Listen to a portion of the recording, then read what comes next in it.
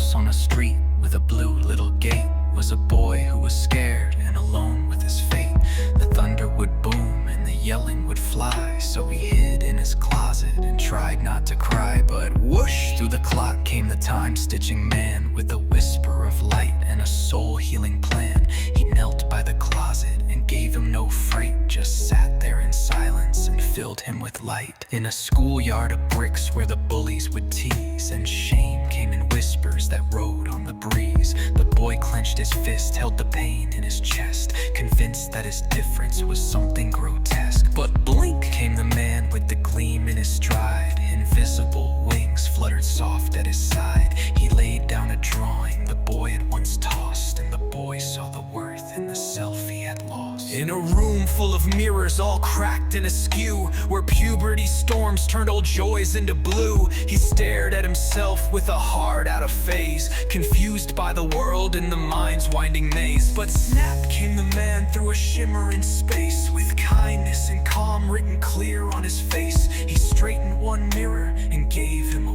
wink. You're allowed to feel strange and you're stronger than you think. At the edge of a rooftop with tears in his eye, he questioned the point and looked up at the sky. The city below never noticed his pain, just lights and cold silence that fell like the rain. But swirl came the man in a spiral of grace, no judgment, no noise, just a stillness in place. He said not a word, but he stood near the ledge, and the boy stepped back from the heartbroken edge. At a desk in a job where the soul was half dead, he worked to the grind with despair in his head. Each tick of the clock was a scream in disguise, each smile that he gave was a flickering lie. But zap came the man with a cosmic bouquet, a note that just read, you can quit, it's okay.